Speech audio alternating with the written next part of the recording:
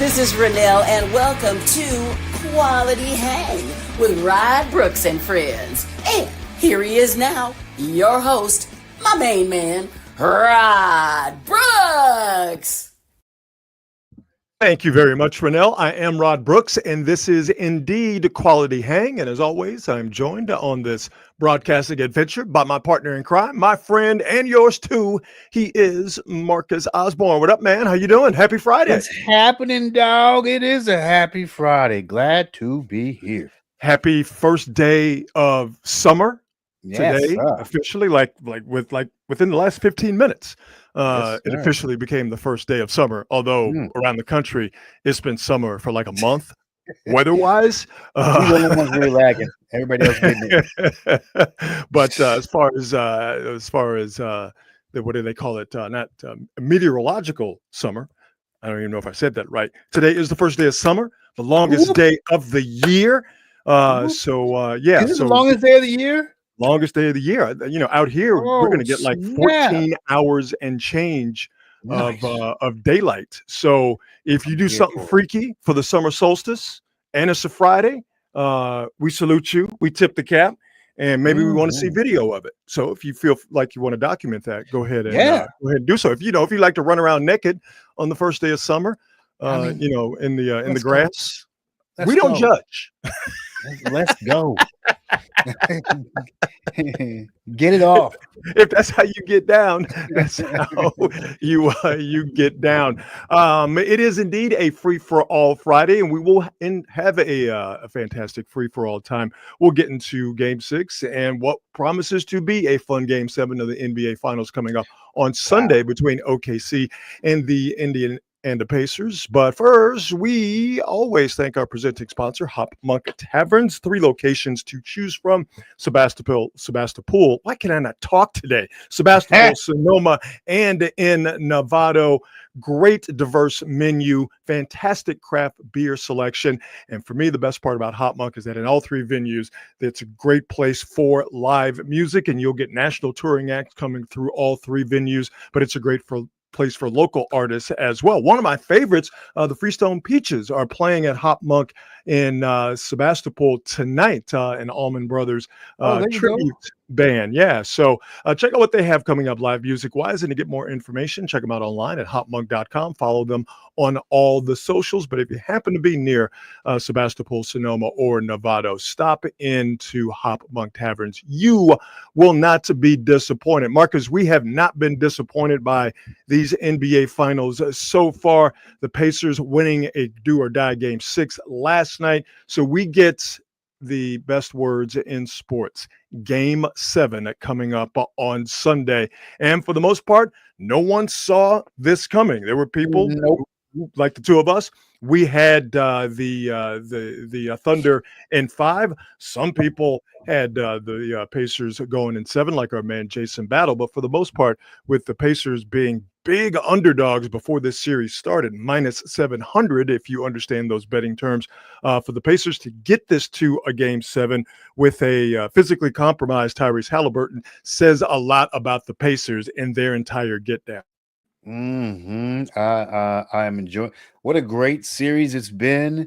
There is no way in hell that I expected this to happen. But you know what? I should have trusted my eyes. I should have trusted what I was seeing, and that's where we get into trouble. As we walk into these things with these preconceived notions of greatness, and we don't trust the things that we're seeing in front of us. All along, the Pacers have proven that they can play with anybody at any time, and they were never going to be an easy out. And all along, I thought that OKC was really good, but they were flawed and they could be had. And then when the playoffs started and we started seeing these things, the flaws on either side were hidden. They turned out to be pretty much what we expected them to be all around, other than the fact that the Pacers defense far better than anybody gave them credit for. I think what really got my attention and sold me on the OKC Thunder was what sold a lot of people on the OKC Thunder. The way they played defense. To me, Mhm. that was the tip of the spear. What Shai Gilgeous-Alexander was able to accomplish over the course of this MVP season, particularly offensively, hey man, I give him a ton of credit. But OKC's defense and how their offense fed off of their defense, and even if Shai Gilgeous-Alexander did not have a monster game, OKC did not suffer because of their defense igniting their offense. So seeing that very good and at times historic OKC defense over the course of this season and at very important times in the postseason, I'm like, hey man, it wasn't even the Pacers shouldn't be here because that was silly. Okay, they went to the Eastern Conference Finals last year. The work they did Sure. to get through the East into the finals was very impressive. My whole thing was I was more impressed with what OKC could do defensively than I was with what the Pacers were able to do defensively and offensively. And then you see them together in this series, and then what you find out basically from the jump is, oh, these two teams, OKC and Indy, are fairly evenly matched. If you go and you look at the Evenly matched. course of these 6 games, they're basically shooting the same percentage from the floor. They're basically rebounding together, even though the OKC has an edge on that. A lot of the important stats over the course of these 6 games, OKC and the Pacers are basically, bam, number-wise, right on top of each other. What I have found interesting, though, watching these games and just doing a little research before the show, is that where OKC is winning is the way that they share the ball. And you go back and you look at last night. Okay, it was a bad night for OKC. 21 turnovers, 19 points allowed off of those turnovers. In contrast, the Pacers, 11 turnovers, only 13 points allowed off of those turnovers. OKC, 8 of 30 from 3, 31 of 74 from the field. They only had 14 assists. Now, they took 33-point shots out of their 74 field goals and had 14 assists on 31 made shots. But you look at the Pacers. The Pacers passed the ball last night, just passes, 107 times more than OKC. And that's not just in game 6. They've had, the Pacers, 705 more passes this series and have had about 40 more assists over the course of the 6 games here in the NBA Finals. That's where the Pacers are getting it done, is that they share the ball. And when you look at what OKC does, even when they win, it's a lot of one-on-one because of what they have in Shai Gilgeous-Alexander. But for the Pacers, what I missed, okay, I'm just going to talk about myself. What I missed was their ability to control pace, offensively and defensively, and their ability to share the ball. That's what's gotten them 3 wins. That's why they're going to a game 7 this Sunday. Yeah, dude. I mean, that Pacer offense, it's very similar to the Warriors offense in many ways. And that Warriors offense gave OKC fits all year long. And if you start shooting well, and they don't have a Steph Curry to really disrupt the defense, but if you're passing the ball and shooting well, even if you're inside the 3-point line, which is kind of what their defense is geared to do, is to keep people from hitting threes with that perimeter defense. If you just move it, you will get a shot. And that's exactly what Steve Kerr preaches. Move the ball. It's faster than people. Great shot over a good shot every single time. 6 Pacer players last night in double figures. As I mentioned, they pass the ball and do it very well. 38 field goals made for the Pacers, 23 assists on those 38 made field goals. Hey, that's moving the ball. That's sharing the rock. That is the absolute opposite of hero ball. OKC, where they really messed up last night, they got out rebounded, and this should never happen to OKC with them being the bigger team, but they got out rebounded 46-41. All right, you're saying that's not that big of a difference. That's only 5 rebounds. Well, they got beat on the offensive glass 11-4, and they got beat second chance point wise. OKC did 14-6, and they got beaten fast break points too. 22-11. So it was a dominant Pacers performance. The Pacers were at home, so obviously they were using the home crowd to their advantage. Pascal Siakam was absolutely outstanding. That dunk is going to be shown in NBA Finals highlights from here until the sun burns out, and I'm here for it. It literally made me scream and scare the dog and jump off the couch because he caught a body. All right. Mhm. But for me, though, here's where the Pacers are going to be in trouble. And, the obvious one is game 7 on the road. That's a problem for the road team, man. Yep. I think it's still in the 70% range where Yep. game 7, the home team normally wins. But I don't put anything past the Pacers. I don't. They could easily pull off this upset because, as I Yeah. mentioned, how evenly matched both of these teams are. The numbers prove it. But here's the one thing for the Pacers that's going to get them in trouble. They are not a very good free throw shooting team, or have not been here in these Weird. finals. They shot 68% from the free throw line last night. It didn't hurt them because they were so dominant in Yeah. other areas. Yeah. But they've been a less than stellar free throw shooting team, the Pacers, all series long. Game 1, they won it, but they only shot 71%. Game 2, Yeah. they lost it, shot 73%. Now, they won game 3 shooting 86%. One game 5, they shot 80%, but in game 4, they shot 76%. In a game 7, couple 3, 4 missed free throws, that's how you end up losing a series. They can do all of that hard work and being able to match OKC with defensive force and to be able to control the pace, or to be able to get Hartenstein off the floor and then Obi Toppin is running up and down the court and flowing. But all of a sudden, if it gets tight and you can't make free throws, and then the Thunder have a guy in Shai Gilgeous-Alexander who had a bad game last night, so the chances of him having back-to-back bad games are fairly slim. No. And he's going to get to the free throw line. I think that's going to be the difference in game 7 No. in these inability to make enough free throws. If the refs let him play like they let him play last night, and this, it seemed to me that they managed to shut Shai down for the most part and put him in a really weird position, because I feel like the double teams were all coming late. I feel like as they let him get the ball, they let him catch it, but as soon as he picked up that dribble, it was a late double team, and that threw him off almost every single time. That is a very astute observation, my friend, because you are exactly right. You got to go. You have to throw. I cannot talk tonight. You have to throw different looks at a guy like Shai Gilgeous-Alexander. And Shai, only played 30 minutes, obviously, because OKC just got curb stomped there in the second half. But he was 7 for 15, and did go to the free throw line 8 times. But you're 100% correct, Marcus, that they just threw him a look that he had not seen all series long, and he was just out of sorts. And he being out of sorts, that OKC offense got out of sorts, and then they got run out of the building last night. Yeah, it's interesting because all this stuff even sort of makes me rethink a lot of the mythology that I've grown to believe. And it's obviously just over 20 plus years of watching, the last 20 plus years of basketball, with the West pretty much being the dominant conference up and down every single year. You know what? Maybe it's not that dominant. Maybe it's not as dominant as we thought it was. Maybe these conferences are a lot closer than it seems. But watching, you forget that Cleveland had a hell of a record too this year, even though they did the typical flame out. But shoot, the Pacers, what, a 4-5 seed this year?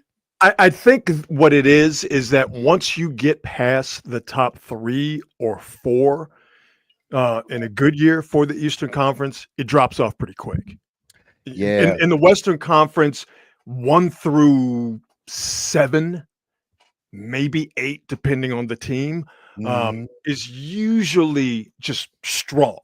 You know what I mean? But once you get past, like I said, 4 or 5 in the East, then you start to get into, the Orlandos, and Orlando's coming, don't get me wrong, but you start to get into the Orlandos or a disappointing Philly team, even though they didn't make it this year because they had a ton of problems. You start to get, into, New Orleans making it in an odd year. It just seems to be that there's a much bigger drop off once you get past the top 4 teams.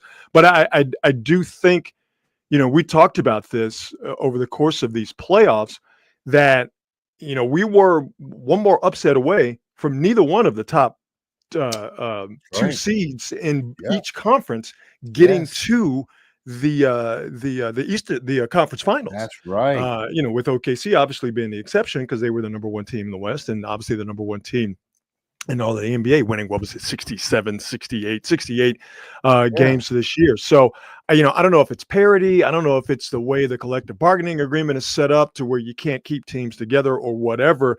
But I think that this has clearly been the sort of, for lack of a better way of putting it, wackiest postseason we've gotten. And I can't think of a better ending to a wackier postseason than one of the biggest underdogs in NBA Finals history going on the road and beating a 68 win regular season OKC Thunder team to win the NBA Finals. It'd be crazy to say it can't happen.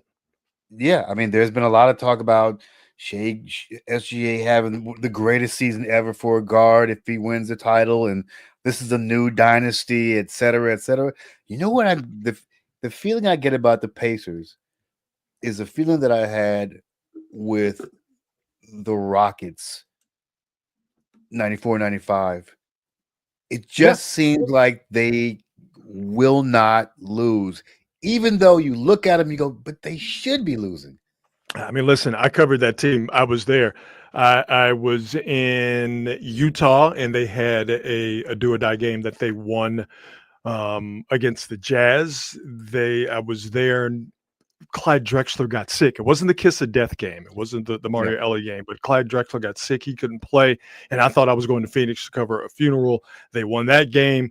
Eventually ended up sweeping the Orlando Magic with Shaq and Penny on that team. Ended up sweeping them 4-0 in the finals. But yeah, that's the team that, they had the toughest road to win an NBA Finals, beating a plus 50 win Spurs team, as I mentioned, beating the Suns, beating the Utah Jazz. They were all high 50, maybe even low 60. Weren't they like a 6 seed or something? I was about to say the Rockets were a 6 seed, and still to this day, and with the Pacers being a 4 seed, obviously that's not going to be broken if the Pacers do win Game 7. But the Rockets being a 6 seed, that's the lowest seed to ever win an NBA championship. So I could see the similarities in that regard. I think it stops because the Rockets had the best player on the planet at the time, and Hakeem Olajuwon, true. I mean, leading everything, and Clyde Drexler, with a career renaissance, getting traded from Portland back to his town of Houston in February of 1995. But yeah, there is, in terms of that sort of never say die attitude, the Pacers clearly have that. Every time you think, okay, well, this is the series where they're going to be done. Guess not. Well, this is one where they're going to guess not. Well, now they got to play Shaq and the Met. Guess not. Yeah. Guess not. You turn around, you look up. Oh, these dudes won? Yeah. I can't believe what I just saw. I'm like, that's crazy. And I kind of feel that way about them. Whether the Pacers are 5 seed? 4 or 5. I think the Knicks were 4, right? Okay, yeah, they're 5 seed. I think they're 5 seed. So it's very similar. But these dudes, a lot of credit to them. A lot of credit to Halliburton for going out there. A lot of credit to Rick Carlisle, dude. Yeah, I think his job is flying under the radar. Well, no, we talked about this though before the series. Yeah, you and I have had the discussion. I don't hear anybody else talking about it. I thought the one obvious advantage Indiana had, and this is not to say that Mark Daigneault's a bad coach, because he's not. Right. But the one advantage that the Pacers had, to me, that was crystal clear, was having Rick Carlisle, who won a title with the 2011 Mavericks and is an OG in this game. And I saw something that I could not believe, that if he wins the finals, he would be the oldest NBA Finals winning coach ever. Really? Yeah. Which I didn't know Rick Carlisle was that old. That's my big thing. How old was Phil Jackson? How old was Pat Riley? Phil Jackson just looked and walked old, but he wasn't as old. I mean, Riley, Pop. I can remember Rick Carlisle playing. I didn't know that Rick Carlisle was that exactly. I didn't realize that Rick Carlisle was that old. But no, he's done an incredible job. And like I said earlier, your point about just the different look that they threw at Shai Gilgeous-Alexander last night definitely threw Shai Gilgeous-Alexander, definitely threw him off. So, if you have no dog in the fight, which neither one of us do, not being OKC fans or OKC haters or Pacer fans or Pacer haters, all you wanted was a good series. No, you really want is a game 7. We've gotten a great series. We're going to get a game 7. And I just think about and I laugh at all the people, and they were really loud with this stupidity. All the people who said before this series started that it wasn't going to be any good because you didn't have any superstars, which means you didn't have Steph and you didn't have LeBron. That's what they were talking about. Well, that's pretty the series, much the series that's wasn't the going to be only any superstars in the good. game. It's 2 small market teams. I'm not going to watch the series. It's not going to be any good. They sounded stupid then, and you look stupid now. Yeah, I think most of us, it's going to sound weird. Basketball purists sounds so pretentious, but if you're a basketball purist, you were looking. Yeah, it is. But you were looking forward to seeing a really good series. Yeah, I don't think we're the people.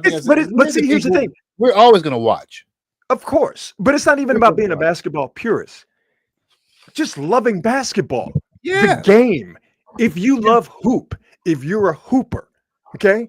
If you love the game, then you were perfectly fine with this series. Yeah, we all want to see Steph, of course. Yeah, we all want to see LeBron. Yeah, we want to see Giannis. You know what I mean? But if you really love the game and you don't just love the NBA and how it's marketed and all that other nonsense, and you can love the NBA. It's a great league. It's the best in the world, of course. It's got its issues, but what league doesn't? Who doesn't have their issues? But I think that there are a lot of people out there, like I said, all this talk about ratings and market size. There are people who love the non-actual basketball gameplay aspects of the NBA, and they don't really love the game. But if you love the actual game of basketball, going out and playing it or watch it being played by the best in the world at a high level, you were crazy to say that this series before it started, before any of us, most of us, I should say, except for you, Jason Battle, I'm talking to you, that most of us had no clue that it was going to be this close, this competitive, and going to a game 7. All we wanted was a good series, and I don't think that we were ever the people that were saying. People like us were never the ones who were worrying about the ratings and etc. If the series turned out good, then it was going to be okay. Yeah, ratings didn't put no money in my pocket. Sports in general, and this is they make their nut on the casual watcher, and sports in general. I've always thought of sports as like the men's soap opera. Like that's our soap opera. It sounds really misogynistic to say, but generally speaking, the general population of sports fan are men, and men our age, and we like these storylines. We get into them, and that's how we sort of watch. We're looking for these storylines. We're looking for something like I was hoping for a Minnesota, New York, just because I wanted to see those guys go at it and see if there's any bad blood, that type of stuff. But what we've seen, one of the reasons that it's been good, because obviously it's been entertaining and competitive, but there's also good, juicy stories here. Yeah. No, will SGA be one of the all-time greats? Is Halliburton, is he capable of leading a team of underdogs to a title? Yes. See that's even if he's hurt. That's where I go, nah. Now I get that. I get that it's our reality television, but to me, that's the kind of forced narrative bullshit that you get from the shouty morning shows and the people. But that's because it's us, though, Rod. Like we don't care about it. The casual fan is into that stuff. Yeah, no, you're right. You're right. Because you and I are going to watch. Like you and I are going to watch regardless. But the people who aren't as tuned into it as we are, that those P2s, they're going to need a reason to watch. Am I betting on it? What's the story here? Okay. I need somebody to love or hate. It just seems like those people who think that way and have to have sort of that extra juice to watch the game. There's got to be a storyline or whatever, some dumbass narrative. Those people just remind me of Cowboy fans. Just like really, like you just what are you here for? They have a story every year. We're going to win. That's what I'm talking about. It's always some nonsense. So you're like, you don't matter. You're not important. Your understanding of of your own self-importance is completely and totally just it doesn't make any sense. Doesn't make any sense. Go away and let us enjoy the sport in peace. And yes, we can be, as sports fans, dudes, we can be overly dramatic and we can be overly emotional. Absolutely. It is our reality television for sure. But for the most part, we just want to see a damn good game. We want to see effort and we want to see a damn good game. I'll be the first to admit that when it comes to a team like the Cowboys, I literally watch them because I want to see them lose. I'm not even gonna lie. I want that story every week. Listen, I want it. I need to see them lose. How are they losing? Okay, cool. I'm watching the Cowboys because I just want to see them lose. Can I get it? And that's legitimate. It's one of the thanks to the homie Matt Kolsky for this license plate frame. I have gotten more enjoyment out of watching, and I'm not making this up. I have gotten more enjoyment out of watching the Cowboys lose over these many decades than I have out of watching my teams win. Oh, you know what I'm saying? It warms the heart. I was thinking about this a couple of days ago. That when I see Tony Romo fumble that extra point in that wild card game in Seattle against the Seahawks, when he had never, because he held extra points and he had held extra points that entire season. And in that moment, he choked and he fumbled that extra point, and then he tried to run with it and got stopped like 2 yards short of the goal line. He is so sweet. He choked. He had never fumbled an extra point until that moment. It brings me just like right now, my chest is all tingly. It brings me an immeasurable amount of joy. Des Bryant catching that ball, but it being called a no catch, and he's still bitching and moaning about it. It just, Dak Prescott, when they played the Niners in that playoff game a few years ago in Dallas, where he tried to spot the ball. Yeah. And the clock ran. One of my all-time favorite Cowboy moment. I don't know why it makes me feel so good.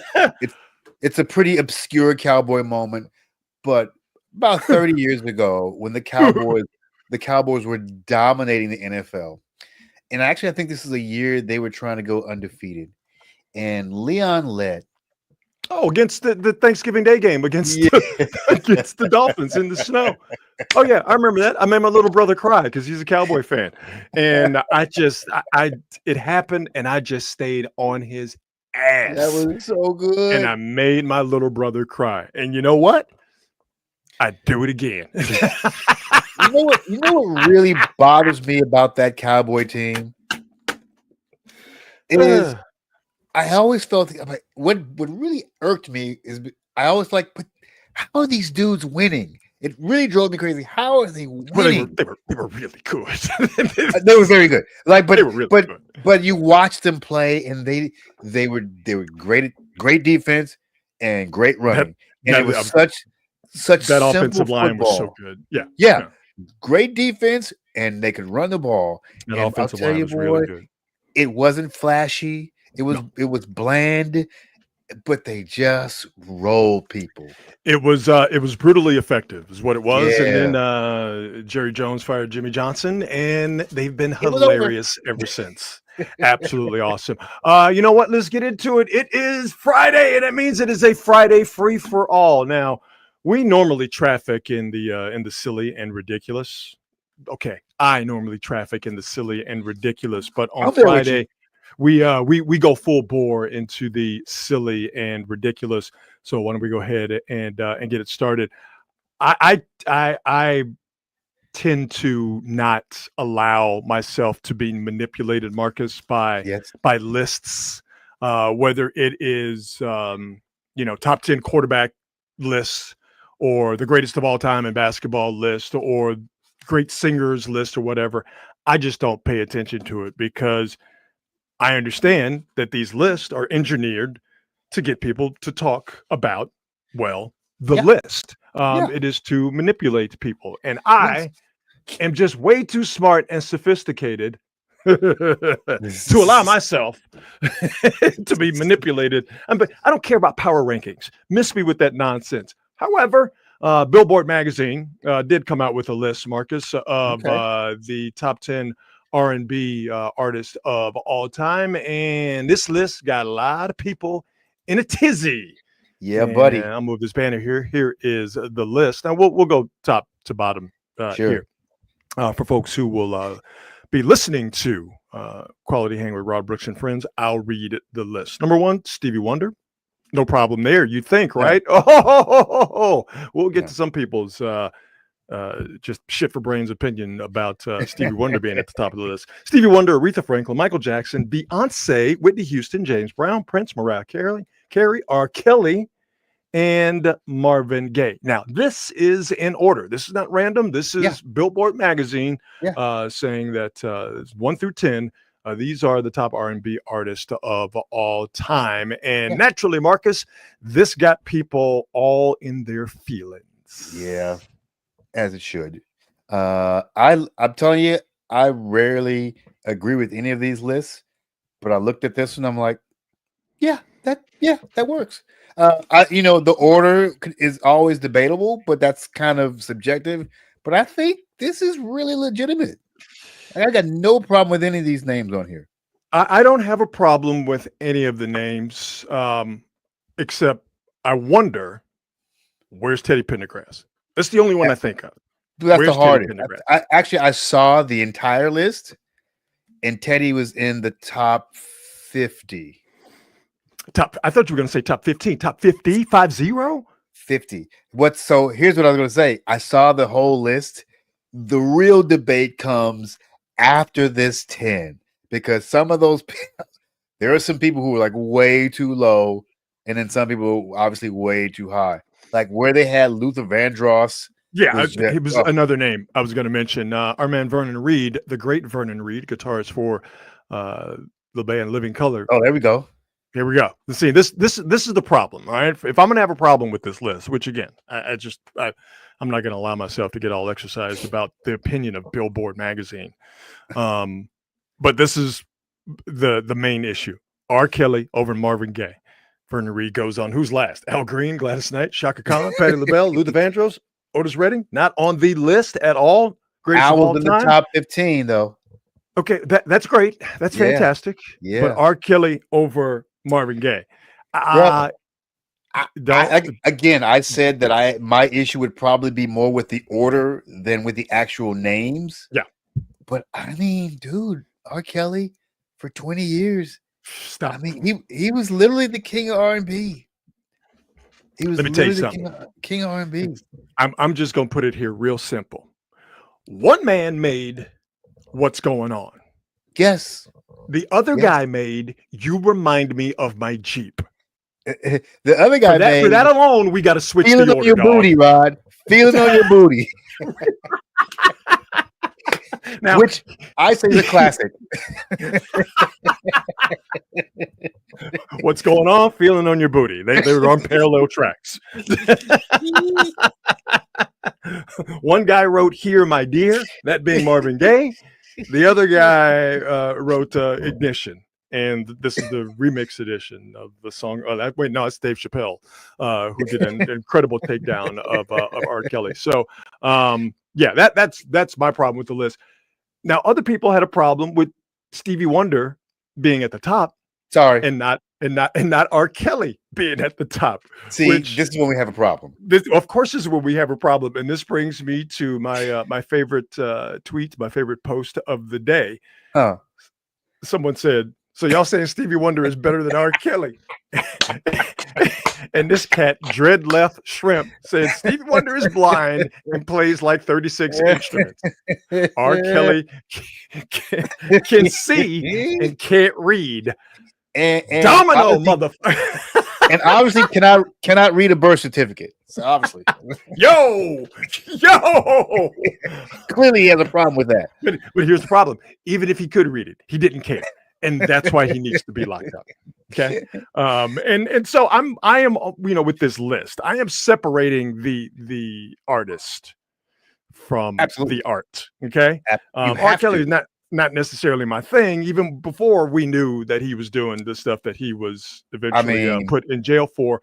But I mean, his voice and his songwriting, once you get past, I mean, it was very sort of heavy-handed and ham-fisted. But did he write "You Are Not Alone"? I think for Michael Jackson. Yes, I don't know if I don't know if it was written for Michael Jackson. It was written for "You Are Not Alone." It's a great song. It's a great song.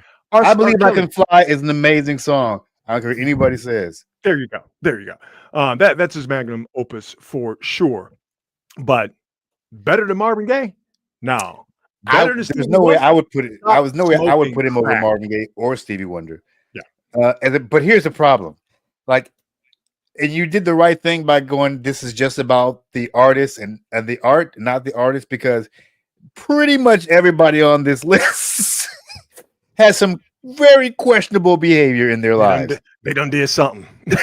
Pretty much. I mean, when the biopics of each one of these people comes out, pretty sure there's going to be some trash in everybody's yard. There is a well-done documentary of Prince sitting in Netflix's vault that will not be released because Prince's estate doesn't want it released because it'll make Prince look very, very bad.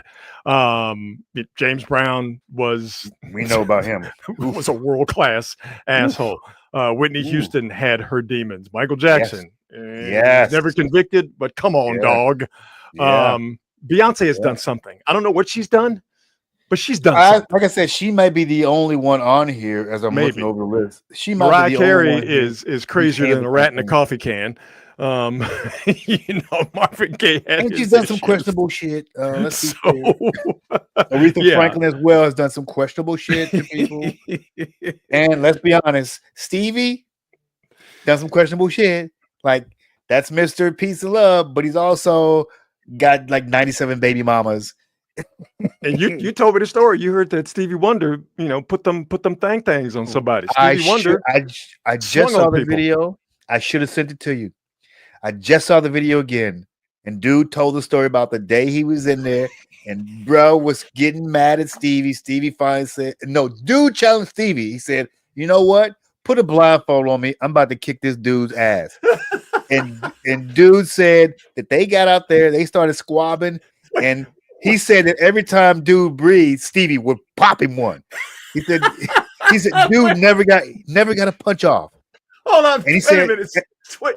No. Every time he heard, he said Stevie would hear, and then all of a sudden, popped him. He said at the time, Stevie was a big, people don't understand, Stevie was a big dude. He was a big dude. He's pretty swole, in great shape. He mopped him. Wait a minute. Okay, hold on. I gotta get myself together. First off, old boy decided that he was gonna make it a fair fight. Yes. Put on a blindfold so he could be sightless, like Stevie allegedly is sightless. And that's your first mistake. Because, hey man, I don't care if you're blind or not. You get out of pocket, I gotta whoop your ass. And I'm not gonna do it with my eyes closed or with a blindfold on. Okay. We're not going to handicap this fight, literally. Okay. Right. All right. We either got to fight or you got to let me rearrange the furniture in your house and you don't know it. And you come in and you run into an end table. But I'm not going to handicap myself to fight you because your mouth has gotten out of order. But you telling me that Stevie, who allegedly can't see, but his other senses are so they're compensating he's for the lack Negro of sight. Daredevil. That's what he is. Jesus Christ. That's what he is. Stop. He could hear old boy breathing. Yep. And he was throwing punches at him. Come on, dog. Shut up. You're making this up. I gotta find that clip. I'm gonna send it to you, and we should run it. We should run it. It is one of the greatest stories. Oh God, that's oh Jesus. It's a free-for-all Friday, and we haven't even gotten to the dumb stuff yet. But you can tell what direction we're going. Just the idea of Stevie Wonder hearing the guy breathe and then just popping him with a jab, and the guy's like, God damn it. But you know what? But see, that's the guy's fault for putting on the blindfold. That's that guy's fault for thinking that Steve was from the hood. He can't, just because he can't see don't mean he can't he can't see you. or hear you or smell you, presumably. Okay. Victor Wembanyama, we told you a few weeks ago, has gone to China to commune with the Shaolin monks. And Wemby is dead serious about this. This is Wemby a few weeks ago, got rid of his Western garb and shaved his head. He's got the baldy, but he kept the kicks on though. Kept the kicks on. You see that? You see that down there. We have more footage of Victor Wembanyama. Rocket. See if you can spot Victor Wembanyama. All right. See if you can see him here. Here we go. All right. The monks are running, getting that cardio. See if you can spot Victor Wembanyama. Do you think you can find Victor Wembanyama? Do you think you can find all the monks? Do you think you can find Victor Wembanyama? Let's run that again for those of you. Okay, there's one monk. Gee, I can't begin to think where Victor Wembanyama could be. Could he be right there? Oh, I stopped at the wrong spot. Right there.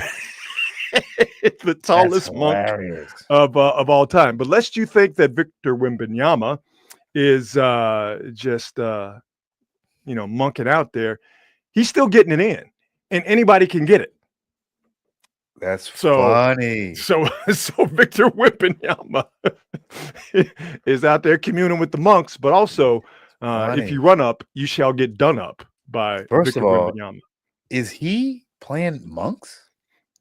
I mean, listen, or man, just randos. They could get it too. Anybody. Listen, you know how. Maybe you don't know how it is. I know how it is. Being a tall guy, you always got little dudes coming up to you like, I could post you up. Oh, I'd play against you. You got nothing. And I'm pretty sure the monks, right? They got all running their monk mouths. And I'm sure Victor was like, "Oh, word? Okay, all right. Yeah, I'm trying to get spiritually like y'all. But if you think it's sweet here with Victor Wembanyama, anybody could get these beats. I promise you.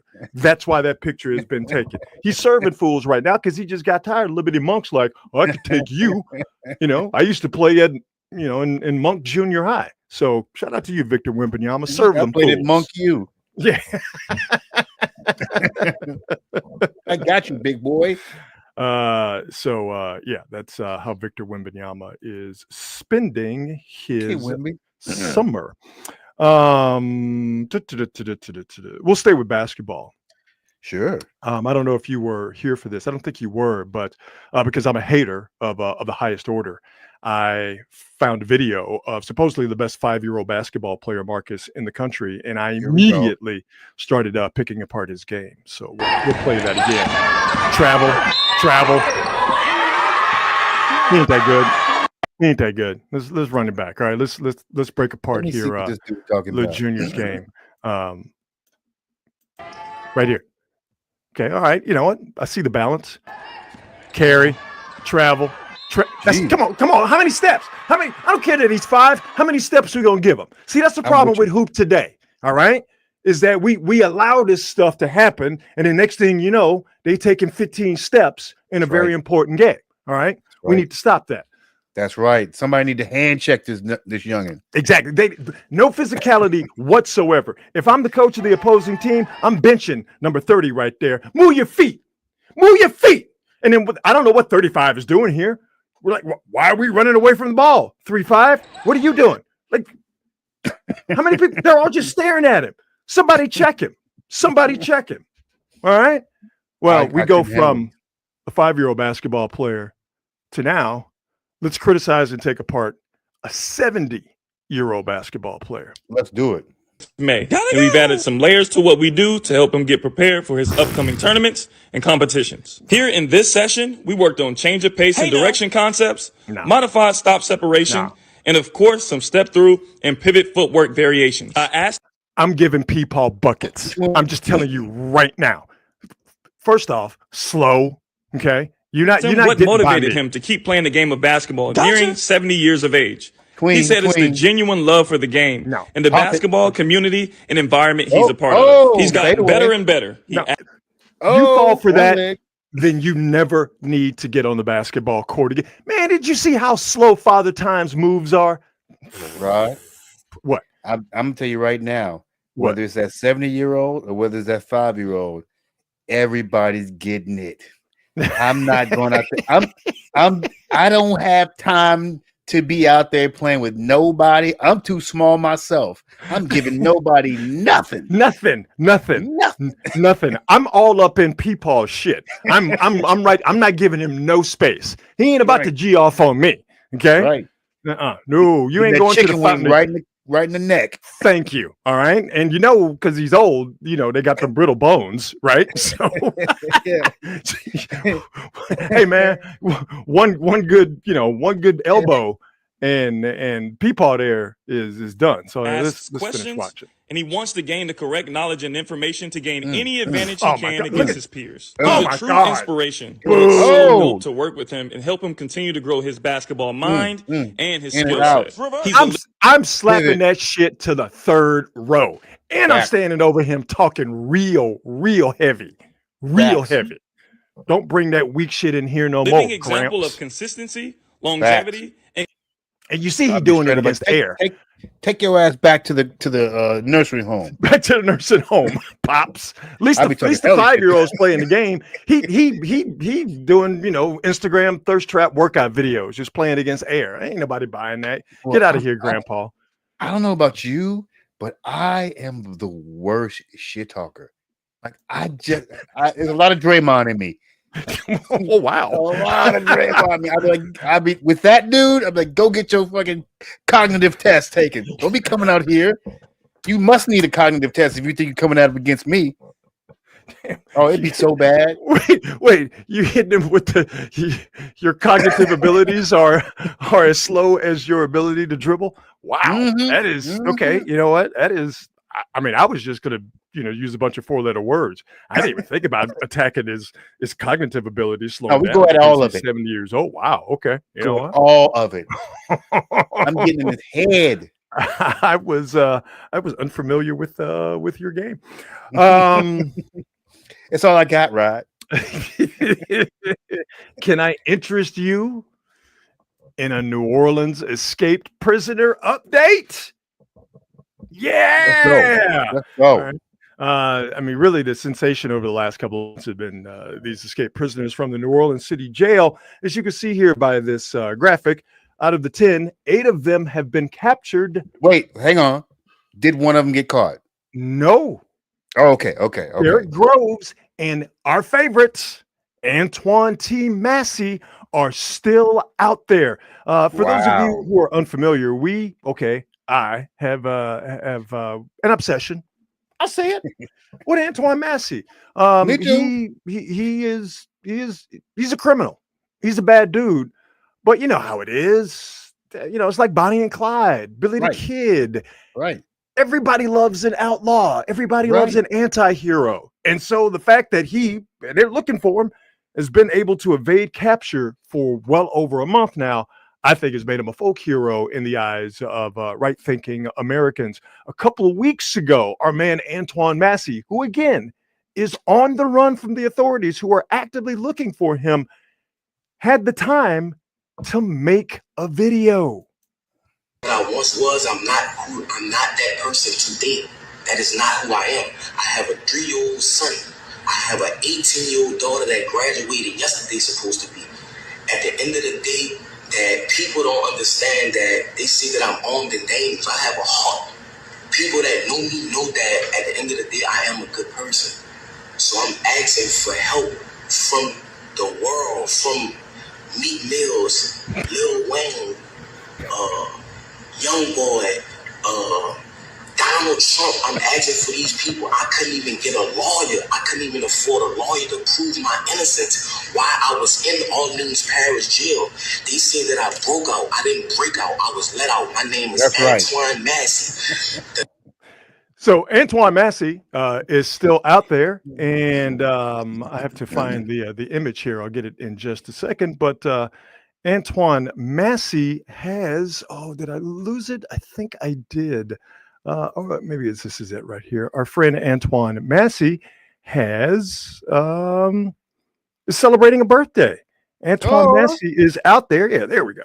Antoine Massey is out there, and he celebrated earlier this week his 33rd birthday on while legendary escape artist, Rod. I mean, Legendary. like I said, he is an American folk hero. Celebrated his 33rd birthday and is still on the run after escaping New Orleans Central Jail, setting a new personal record. No, I mean, you got to give him credit because 99% of the time, these dudes are all back in jail within a week or two. I mean, they caught 3 of those dudes in the French Quarter like 15 minutes after they broke out of jail. And my man said, I got an 18-year-old daughter who graduated yesterday, supposedly. And as DC points out, and as Antoine Massey pointed out, he did not escape.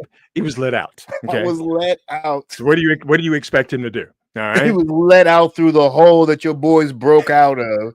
If you leave the door open, more than likely the cat's going to walk out of the door.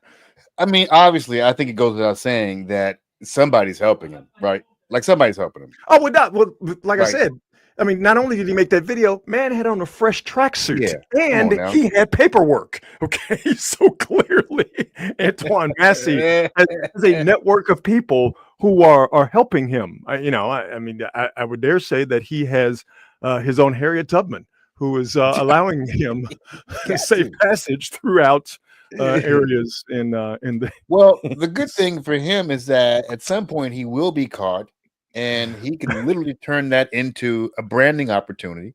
Oh, without a doubt, yeah. Get them jail tats,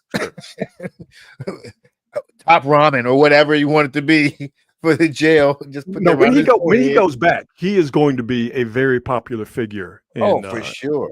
In the New Orleans, get your brand, Louisiana, get the tattoo.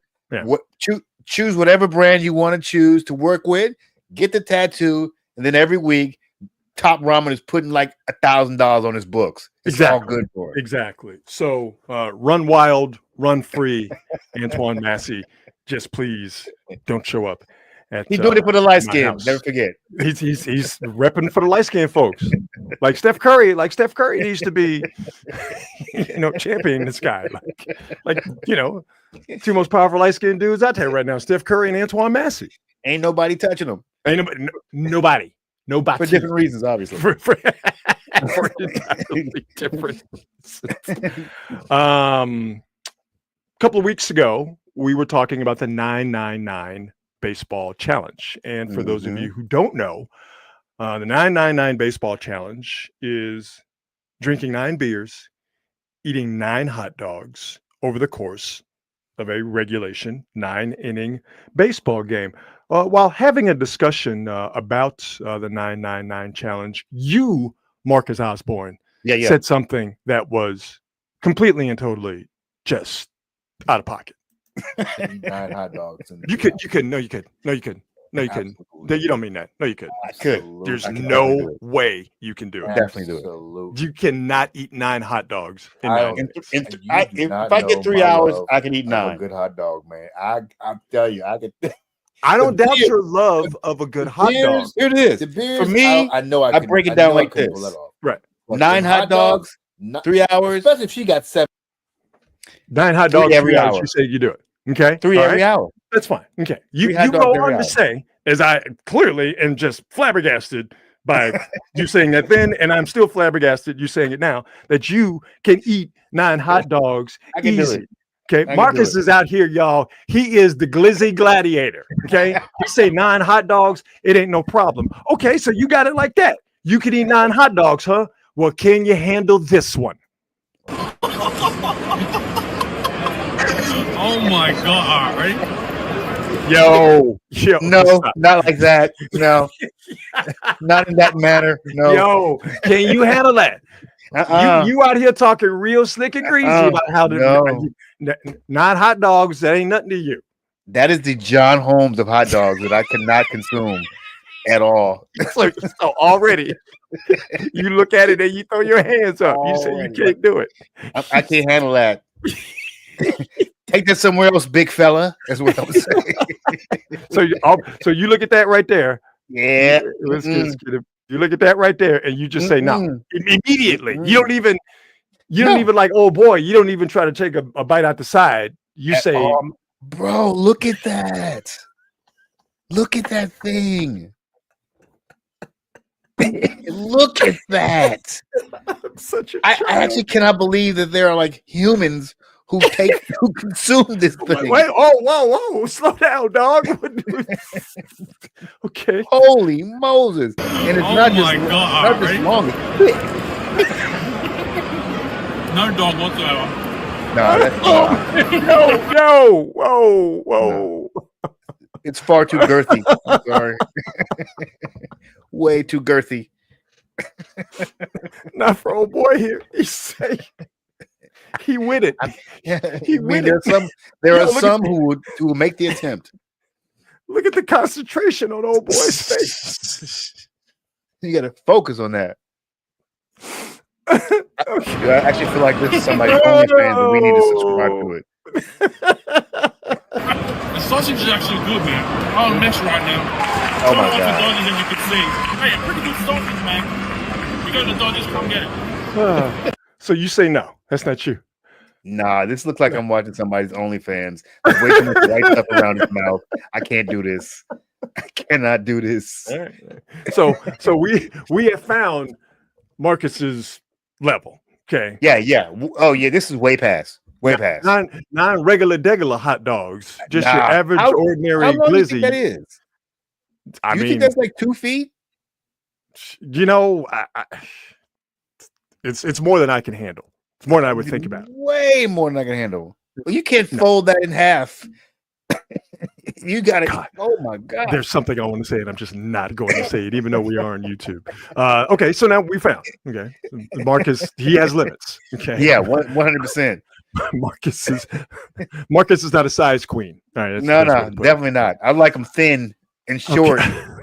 With no white stuff around my mouth either. Jeez, that makes it we worse. continue on this free for all Friday. I told you it was going to get dumb, and we're not done.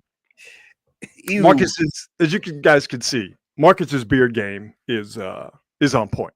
Okay, It's growing. it is on point. Give both sides, right? I mean, the front view is on point. Look at the sides. Look at the sides. Okay, that right there, that beard is a work of art. Marcus, would you be down for what I'm about to show you here? All right, here we go. Your waves be real nice, smooth, silky. You know, it is what it is. Wait a minute. Can we? Don't got waves? Yeah. Does he have waves? Can we get you to put waves in your beard, dog? Bro. Can we? Come on, man. Do it. No way. You can. First off, if you do it, I will buy you. Okay. I will get you the wave do-rag. Get out of here. I'll get you, if you do it, I'll get you a wave do-rag and a beard wave do-rag and a beard wave brush. So you can be that like homeboy right here. Come on, dog. You don't want to get him seasick. Your waves be real nice, smooth, Come on. silky. What? You know, it is what it is. Do it. Come on, bro. Do it. Listen, here's the problem with me, and I know myself too well. I think that this is absolutely stupid. The problem is, I would do it. I knew you I would couldn't do it resist. just to do it, just to say I did. I knew It's- you couldn't it's- resist. I'm such a weirdo radio guy. I'm like, this is terrible, but I would absolutely do it just for the photo op, just to say I did. But this is, make no mistake, this is stupid. This Oh, is stupid. I mean that do-rag, that Oh, beard the wave do-rag. do-rag That's the only reason. is unsettling yet hilarious. Oh, Come that on, is dog. the only reason I would wear the beard do-rag. Dog, Of course, I you have to put be that on careful at night because, you know, and get in bed with your wife, she'll call Oh, the cops on you. right. Get in bed with your lady, and she asks immediately, "Are we being robbed?" Oh man, Call I the have been cops. I have been wanting to show you that for Holy weeks. Moses. But we just haven't had a chance to do the show and get together. But on this Friday free for all, there was no way I was not going to break out. Oh boy, with the waves on his This is beard. Your amazing. waves be real nice, smooth, silky. You know, it is what it is. What it is I would love to hear visually what the disturbing ladies is what think. it is. I would love to hear what the ladies think of this, because I'm going to be honest. I think Dave Chappelle put it best when he said that men like nice cars because women like men who drive nice cars. So if women said, I love this look, I love this wave look, I think a bunch of dudes would be doing it. You see what Dom said? Top ramen beard. Is that what it is? No, it does look like top ramen. Oh.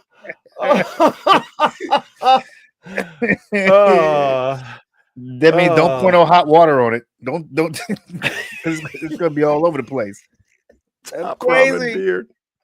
Oh, that's beautiful. That is absolutely beautiful. Beautiful, Dom.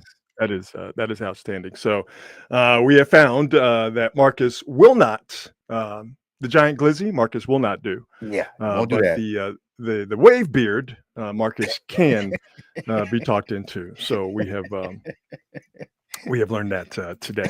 All right. One last thing. Fix my camera here. One last thing. Oh my God. Diddy trial is ongoing, and the feds have released pictures of various things, guns in the house and all that kind of stuff.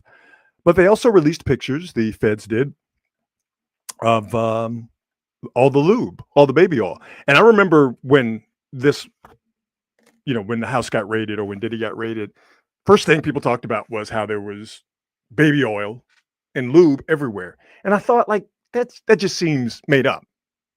It's just too on the nose that, Diddy would be having these freak offs and they were well lubricated. I was just like, that just seems like almost like an urban legend, right? Well, Marcus, come to find out, Diddy was well lubed. Of course he was. There is that kind of looks like a soft-sided Yeti cooler full of it looks lube. like it. And here's the thing. And this is where you got to get, and I know this is a controversial thing I'm about to say. But this is where you have to give Diddy credit. Because you have different types to choose from. You might not be a Johnson's baby oil type cat. You might be an Astroglide cat. What kind of self-respecting orgy host would just have one type of lube? Right? That's called being a good host. That is actually fair. I did not think about that. That is you can be a terrible person and a good host at the same time. Okay? You can do that. All right. Provide your guests with variety. Yes. I give Diddy credit for having the Astroglide and the Johnson's baby oil. Some people like chocolate, some people like vanilla, some people like sugar, some people like sweet and low. All right. A good host provides everything as much as he can for the people. So a soft-sided cooler full of lube. See what else we got here. Give me 1 second. I'll find it. Maybe I will. Maybe I won't. You're overwhelmed by the amount of lube. Why? You ain't seen nothing yet, partner. I haven't used baby oil for anything in like 40 years. Well, you know what? That means you're not having enough freak offs, apparently. That is my problem. Here is a drawer full of more Astroglide, the Johnson's baby oil. I don't know what the red top is over there. I don't know if it's like milk, like, vitamin D milk has the red top, 1% or 2% has the blue top, 1% has the green top. I don't know if that's like, extra thick oil, what kind it is. But again, a drawer full of oil, what looks to be like a barber's chair, that's no big deal. This is arranged far too neatly and pretty. Okay, that's a big deal. That's boxes. Come on, of Astro. That's a lot. Okay, come on, man. That's wow. And you know what the problem is here? With all of this, not a single bottle of lotion. Well, but you know what though? This does what was that Dave Chappelle joke that he told in the Players Hater Ball sketch? He says that that N-word don't want people to see him shine, but that N-word looks shiny to me. Now we know why Sean Combs had the sheen on him, because he literally had boxes of Astroglide stacked to the ceiling. Is that a humidor? Dude. That's a humidor. Dude. Yo, he got lube cigars, in the humidor. He got lube in the humidor. Those are not cigars. All right. You know what? He is a sicko. Who puts lube in a humidor? Come on, dog. Come on. This is clearly a kink. This is clearly a kink. This is absolutely a kink. Yo, he's got it in the humidor. What did Christian say? A lubidor? Where'd he go, Christian? Oh, we got to get that on screen. It's too good. A lubidor. VIP oil.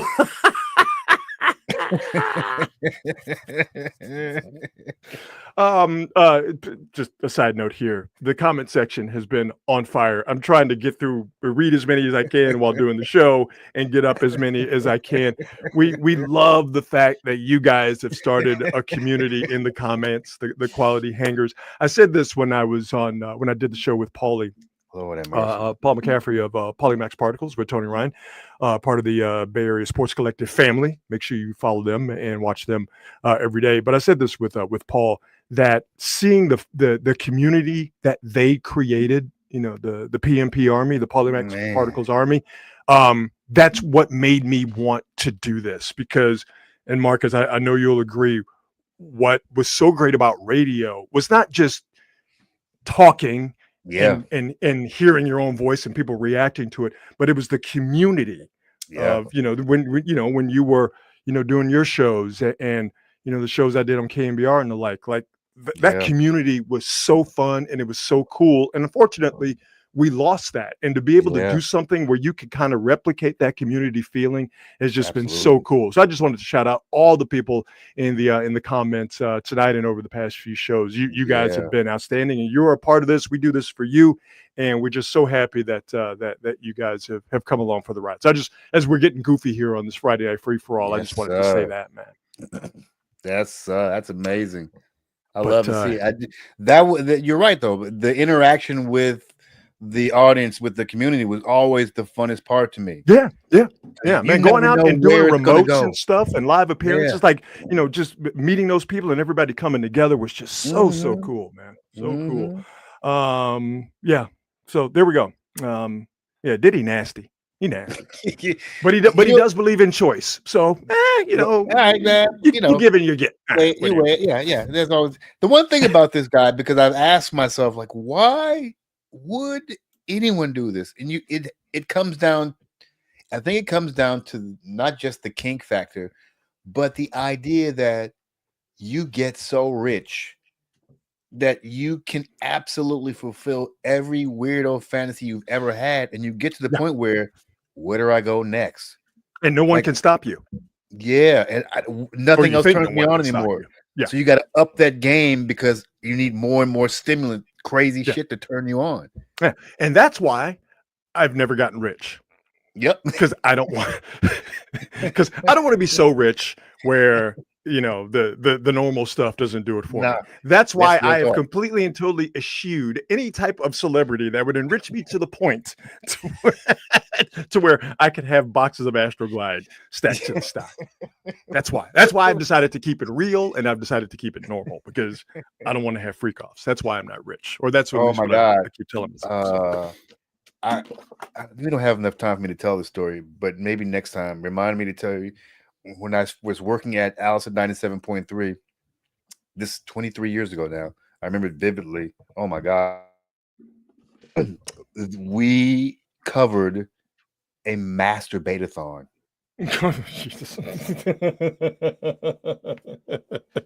See, you FM radio cats were way different than us AM radio, sports talk guys. And I'm not saying that we weren't too, by the way. I know. I'm sure it was. It was an AIDS charity, and we were raising money for AIDS charities, and essentially it was like basically how long can you get yourself? The longer you get yourself, the more money people would donate. So I went there, Rod, with my little recorder. Oh, that's not a euphemism. People. You went with an actual small recorder. Okay, gotcha. Oh no, I had a recorder to get interviews. They made us take off our clothes. And so you did? I was in there. I was in shorts and shoes and socks and a t-shirt. And I was supposed, and you were supposed to be naked. So it was actually a favor that they let us keep that stuff on. No, I'm sorry. I got a Gucci Mane face you as you tell the story. Please continue. You was in there in your drawers and your socks with a recorder. Drawers, shoes, socks, t-shirt, recorder, Rod. And I'm telling you, I got up them stairs and I turned to my boy Matt and said, dude, it smells like dick. And we walked through and they had 3 different rooms. They had the couples room, they had the guys room, they had the ladies room. And it was so weird to put a microphone in the face of some lady as she has this thing stuck to the wall, giving it to herself good. And we're having so what brings you out today? And she's just trying to raise money. It's just a weird experience, dude. It's one of the all-time classic experience. Oh, insane. HBO was there, I should say. HBO was there that night. They had a show called Real Sex at the time. Sure, so they were there shooting. It was crazy, bro. Yo, man, you got me sweating like Patrick Ewing in the fourth quarter right now, dog. What? Like Patrick Ewing 2 minutes in. What are you saying? What are you saying? I had the Gucci Mane face that. That was that Papa was J merch.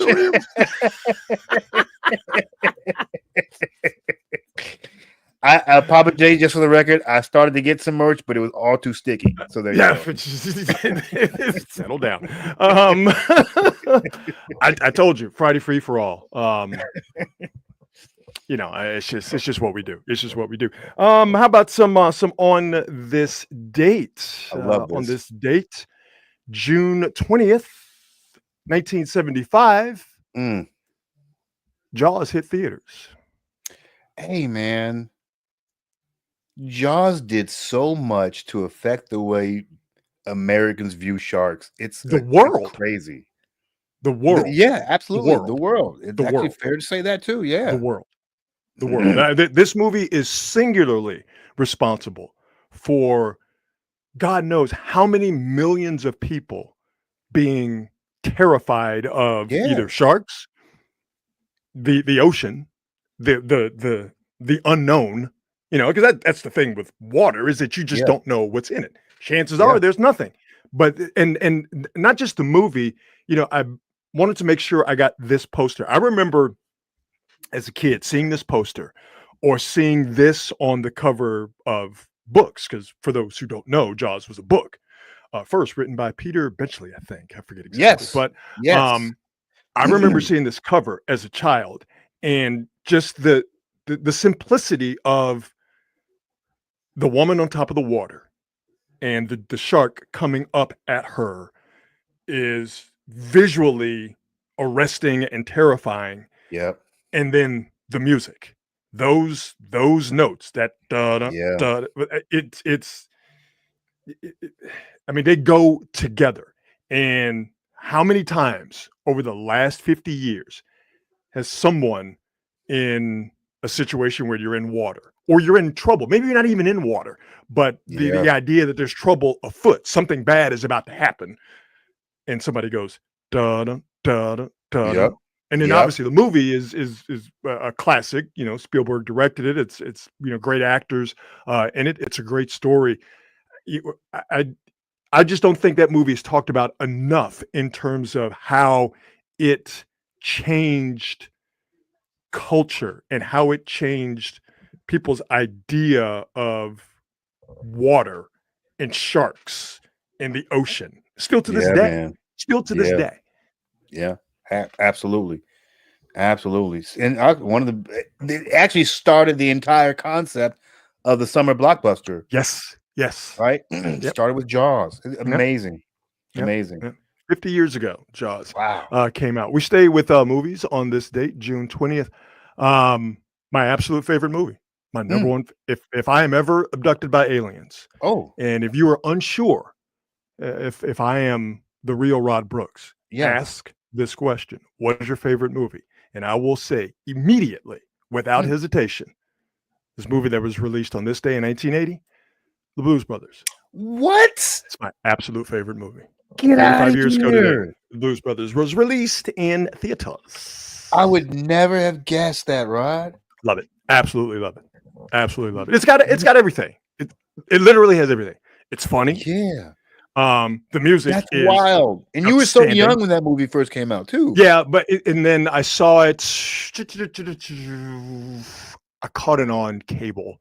I don't know, 5 years later or whatever, and it just hit me at the right time. Music is great, well acted, funny, car chases.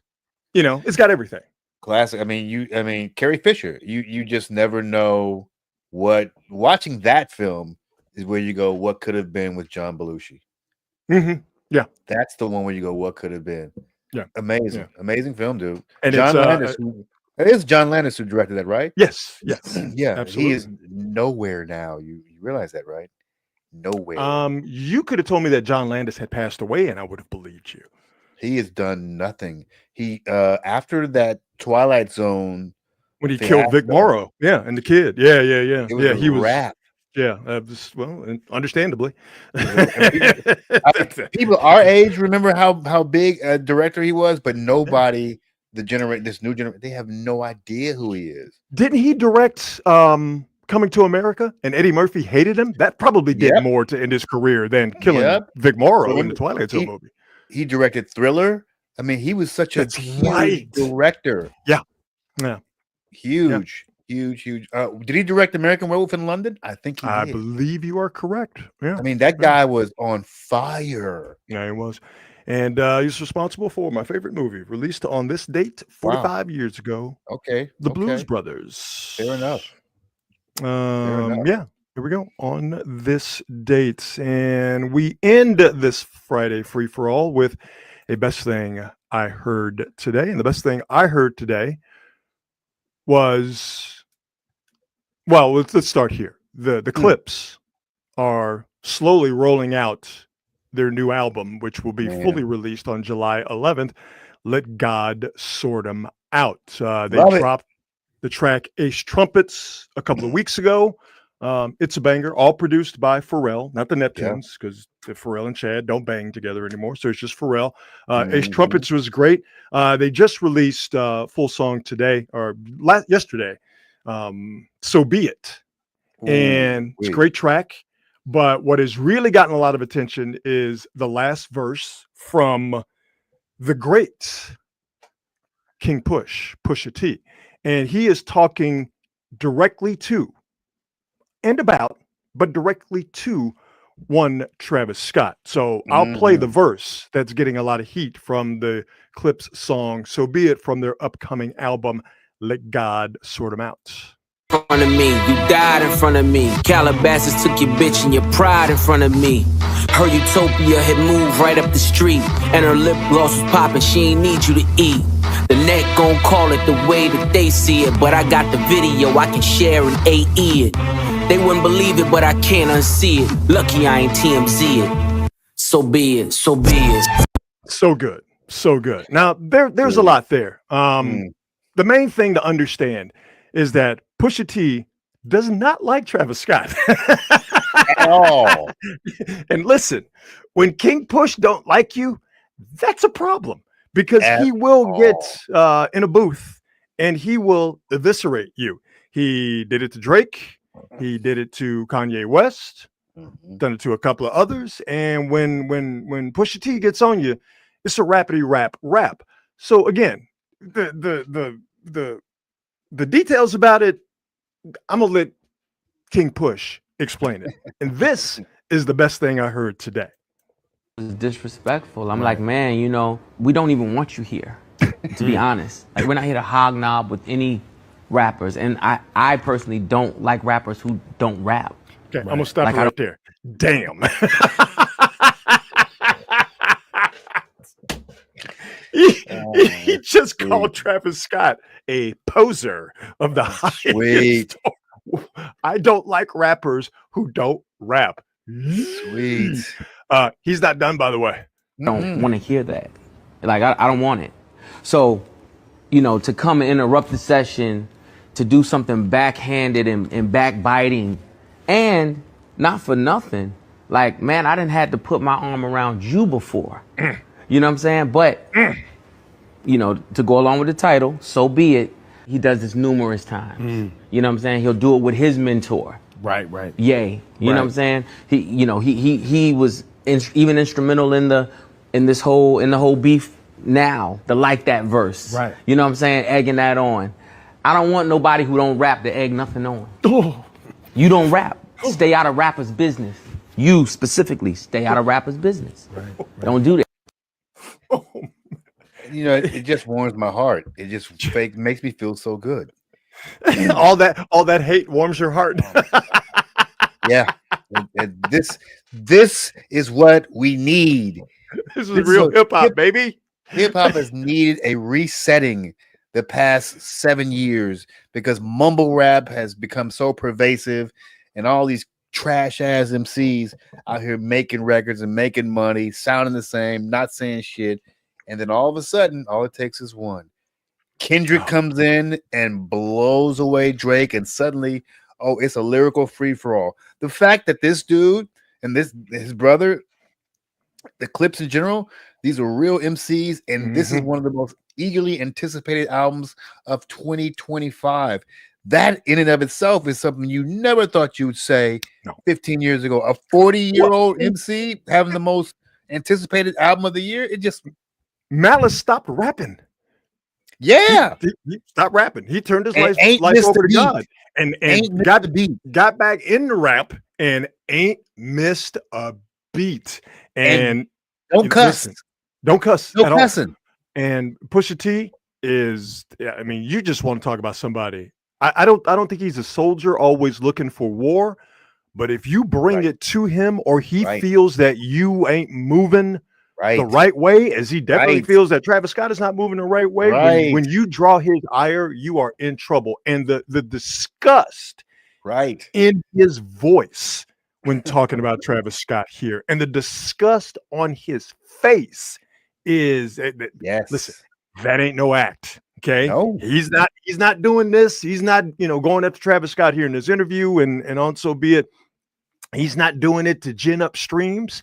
He's not doing it to attention. He's doing it because he genuinely hates Travis Scott. And we need more real MCs out here protecting the legacy of hip hop. It's one of the reasons that Push and Kendrick are such good boys.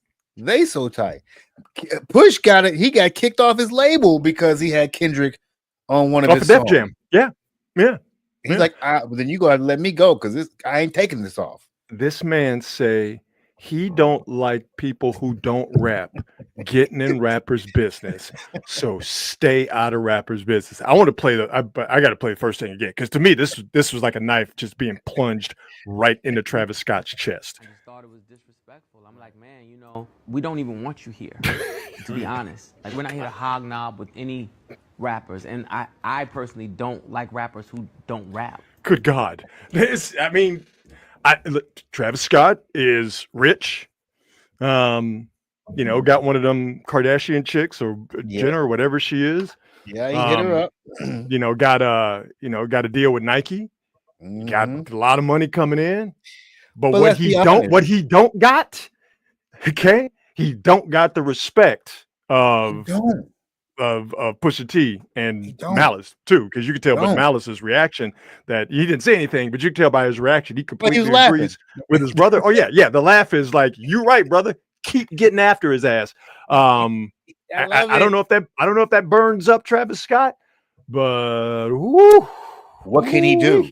What can he do? Well, according to Push, he can't rap, so he's probably not going to answer back in a song. He shouldn't. Just sometimes you just gotta take the L.